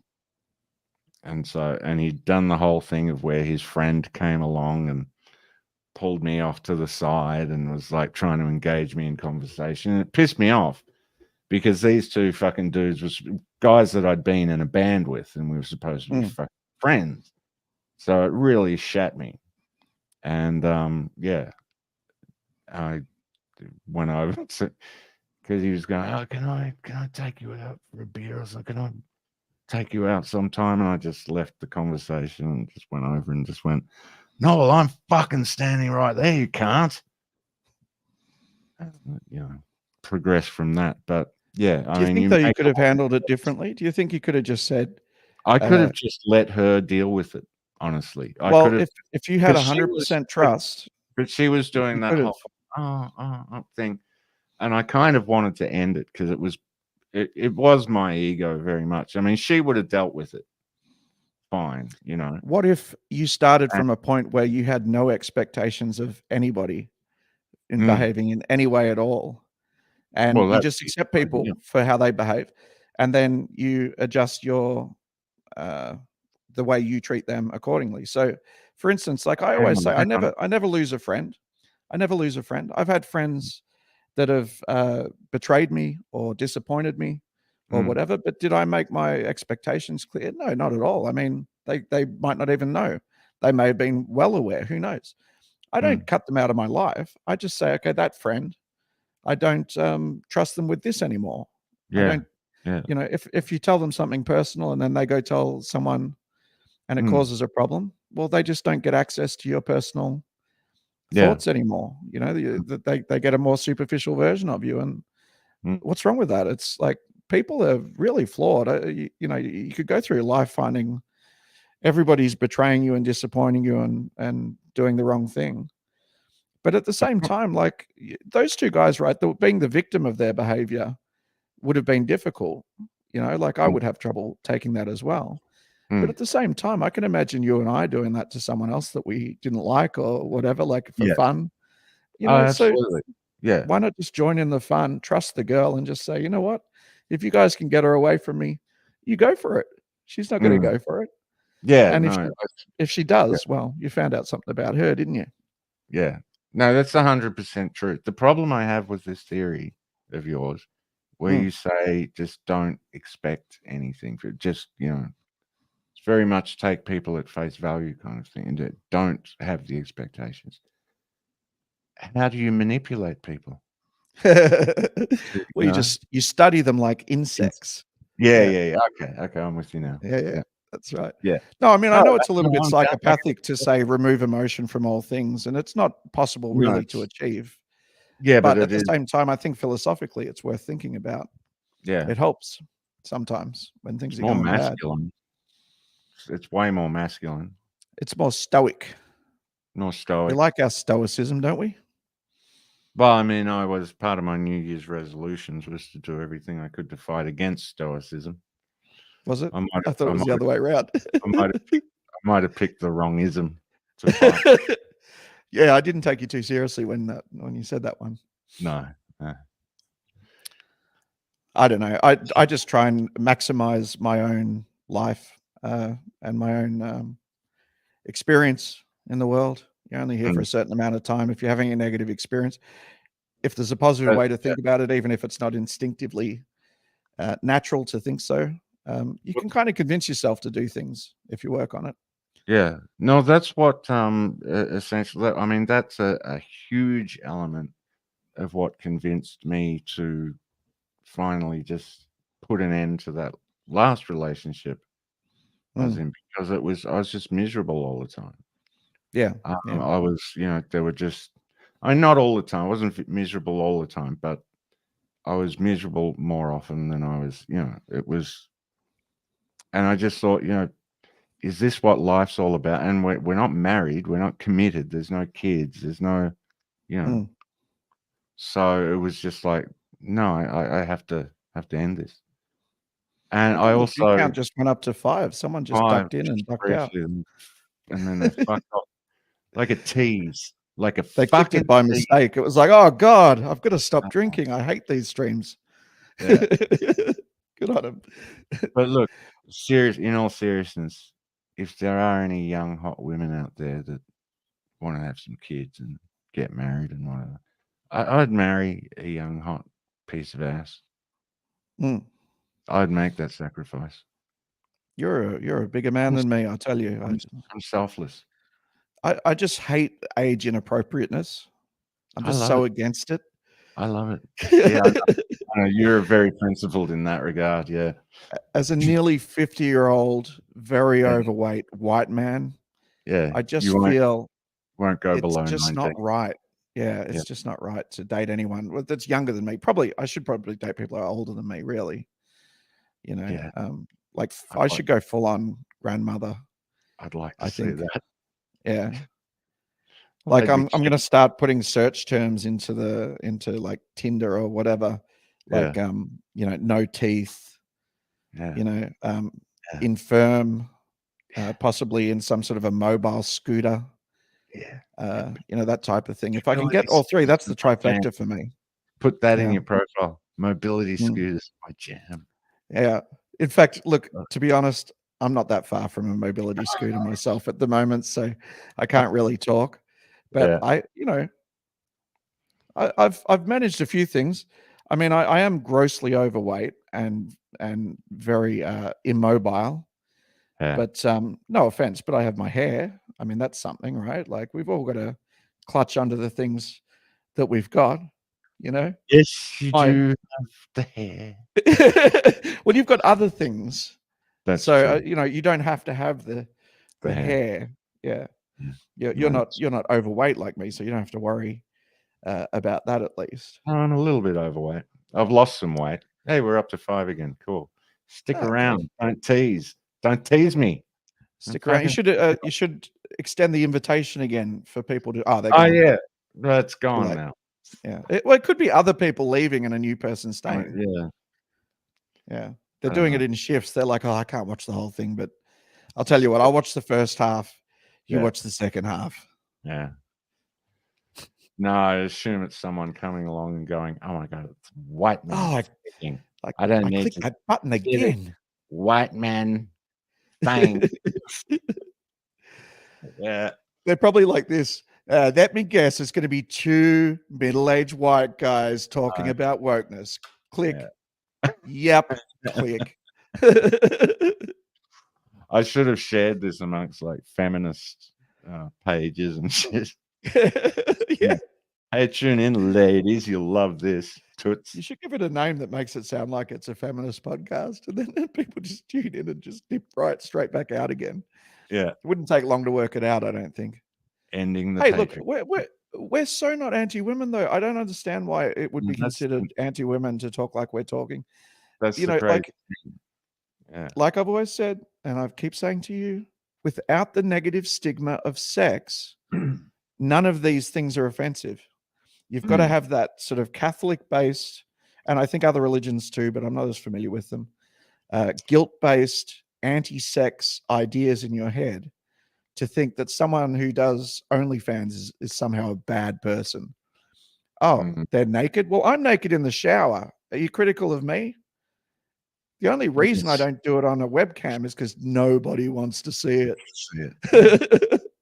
I would love to make money that way. It's probably the easiest thing you could possibly do. Fuck Why me, wouldn't if you? I could make if I could make thousands of dollars a week showing my balls on cam, I'd be like, check them out. That's right. Here they are. Look at these hairy, veiny, I'll put little throbbing googly eyes on them members. and make them dance. I don't fucking care. I'll tell you what, I'll tuck them in the taint. I don't care what I have to do. I didn't even know what that would involve, but if that's what people are into, I would do it. I would work out how to do it. Oh, look, Tuck even my if balls in the taint. If more men were into, bald women with a goatee, I'd tuck the whole thing under and pretend I was a girl. If more women were into fat, middle-aged white guys with pretty good hair, by the way, pretty good, still there. Good, yeah. Maybe receding a little bit, but I don't think so. Yeah. No, you got a good head of hair on your scalp there, halves. I had to wet it down before I came on the cam today. I was like, it was up here. It was Christopher Walkening on me. It was Bob Hawking. No, it really was. It was like, it's really wavy. So it does this thing. And then it gets higher at the back like this. It's so weird. Like the grain of my hair is just a nightmare. Do you know what my financial goal is now? Rich. Hair and teeth. Oh, yeah, right. Yeah, I'm going to get rich enough to get like a brand new set of choppers, the whole thing, just fucking whack a whole new fucking set in there. Yeah. And like an Elon Musk level plugs. Has he got plugs? Yeah, I guess he probably does. Elon's got the good plugs. He can afford the good plugs. Of course he can. But probably if you That's why he does what he does. If you ever ran up to him, grabbed him and just went rip, probably I don't know how plugs work. No, me neither. I don't imagine they hold. Yeah, I don't know how it works either. I worry about it. I feel like they stab your head at certain points when you're getting plugs with the plug part. They must be doing something. Yeah. Actually, that's probably how we thought of Neuralink. It was like, well, you can put plugs in, you could put wires in. You know what I thought of the other day when I was thinking about plugs, and I thought, yeah, I'd get plugs. if there was a material that you could and you could have strands of this material and you could rub something on it, the electronic thing that changed the color. So it went from black to blonde. So you could change the color of your hair by passing an electro thing through it. That'd have to be a winner, wouldn't it? That'd be a winner. Yeah. Isn't there a movie where a girl's changing her nails colors? It's like, oh yeah, in Everything Everywhere All at Once. As she's tapping the things are changing. But that's not what I'm thinking of. But I think you're right about that too. But no, I think it's an older movie. There's also the one The Fifth Element. I thought it was The Fifth Element. I think. Yeah. Well, in AI, the robot that's the man whore robot, he just thinks about it, and he looks at the profile of the woman he's about to see, and she's like, I like blonde guys with blue eyes. Right. He just goes, "Zzz," and the hair changes, and it's in a few movies where they do that. Yeah. But you know what I suspect? I suspect that that's actually special effects. What does that mean? Well, at first I figured that I've heard of movie magic. I've never heard of special effects though. Well, see, you assume that the actors do all these things, like that. What do you mean? I assume through sheer will power. Well, just in general. I mean, the royal you. What's the other possibility? It's me. So one would assume. Let me say, one would assume. I do. That the actors, just through sheer willpower, just can change the color of their hair. Yeah, sheer willpower. Well, you would have to cast really carefully someone who knows how to do that, right?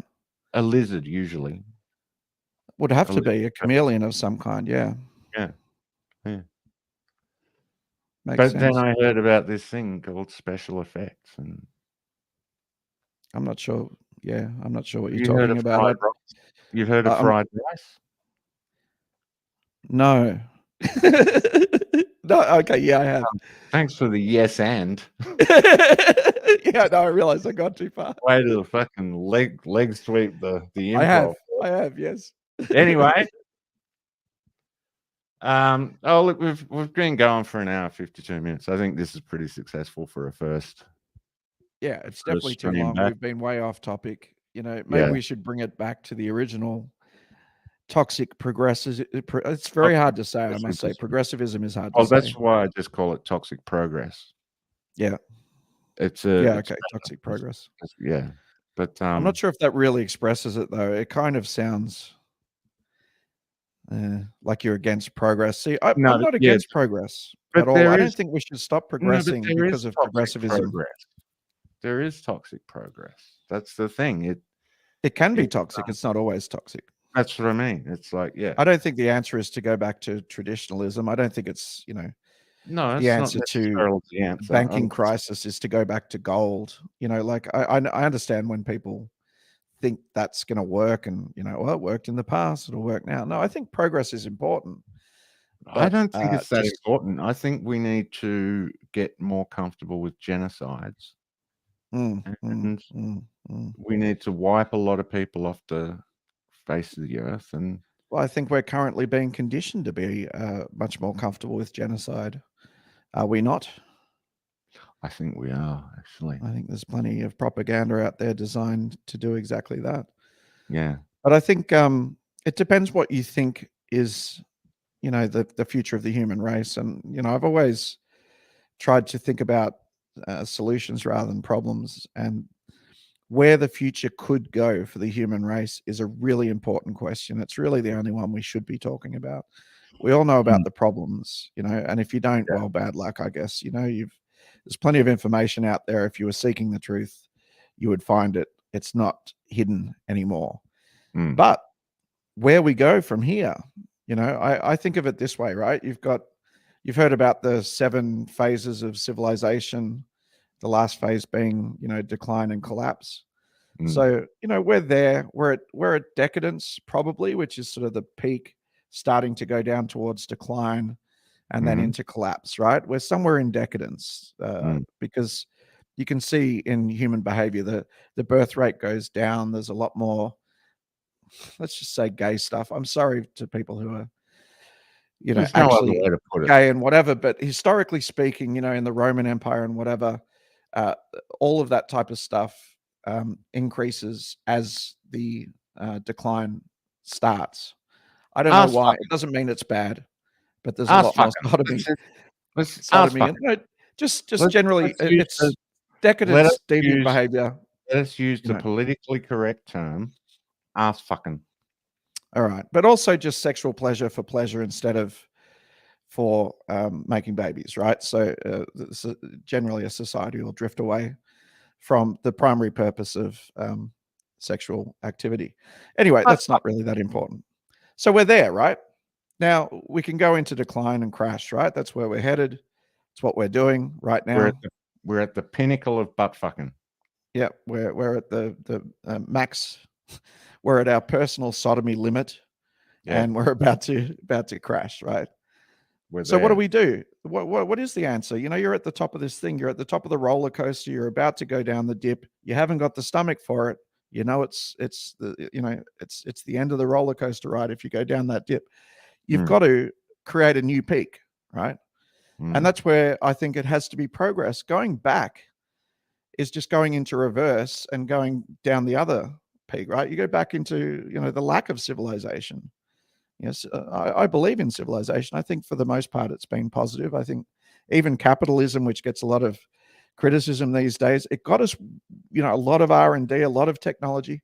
You take the technology, right, and you say, I don't care where it came from or what privilege it took to get here. Use it for good, which would be to create a society where no one works, there's no money, there's no competition, it's all cooperative, and everybody contributes whatever they want, whenever they want. You make a society that's almost automated or maybe completely automated, and you have a new renaissance. You let people create art or masturbate or play Xbox or whatever the fuck they want to do. You create a society that only needs 5 to 10% of the population to work on the society and the technology and maintain the robots and the whatever, right? And you grow food and you do all of those things, and you start a new potential utopia or a dystopia. I don't know which it's going to be, but I'm on board for it one way or another. I don't want it to be the WEF who design it, but those fuckers are talking about the same thing that I'm talking about. They're just doing it, I think, for nefarious purposes. And I want to make a society that's open source. That's open source and free. Duncan. Okay. I mean, there'd be as many chocolate donuts as you want, right? And there are depictions of a future society where that can happen. And, maybe it's not great. Maybe there's got to be an end. There's got to be an end. My point about the whole toxic progress thing, there has to be an end point. Like the end point should be, once the change is made, then you dissolve the movement, you step back, and when a new problem arises, you say, okay, well, let's now deal with this problem. It's attacking each problem, because there has to be an end point to progress. You can't just progress and progress and progress. No, in a certain direction. It's ridiculous. It's like explorers exploring America. They had to stop somewhere and build a town. Well, why do you think fucking going?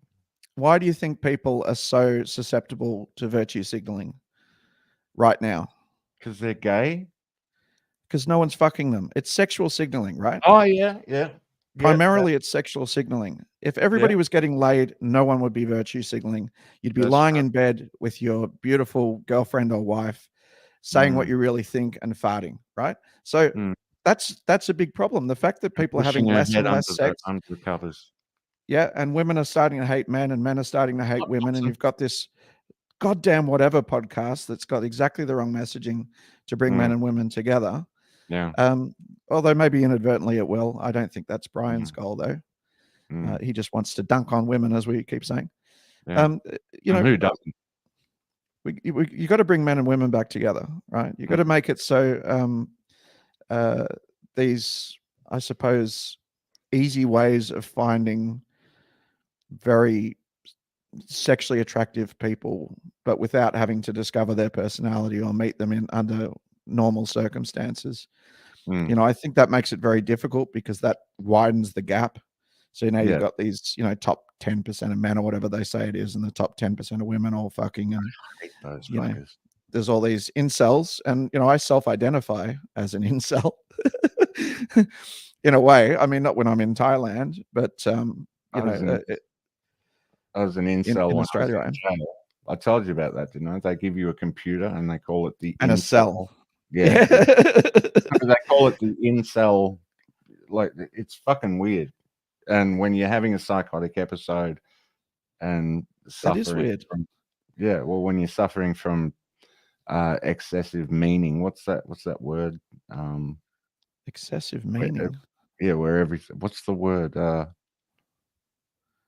Suffering, whatever. Fuck, doesn't matter. Anyway, the point I was going to make was, I commented on a thread the other day. Someone was talking about the Whatever podcast, and I said, he gets his guests off Instagram. So he's not exactly looking for the brightest and the best. What I find fascinating is,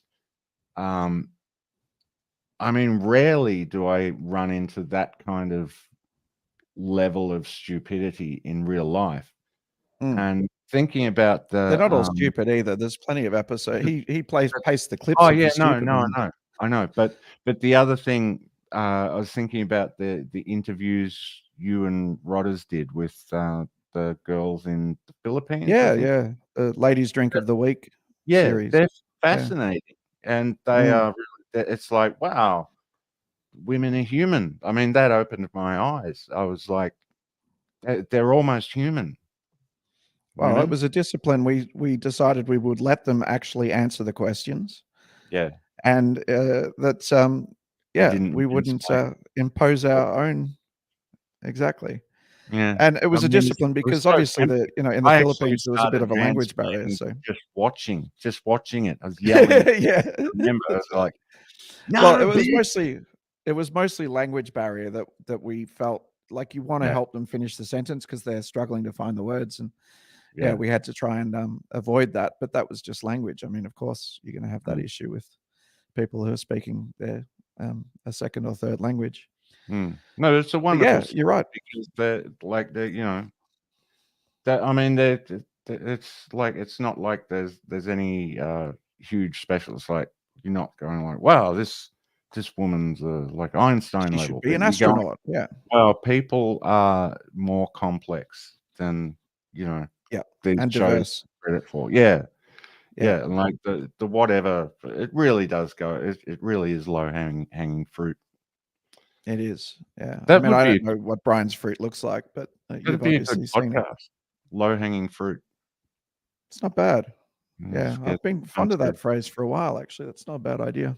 Bunch of gay dudes on low hanging fruits, or just guys with old balls.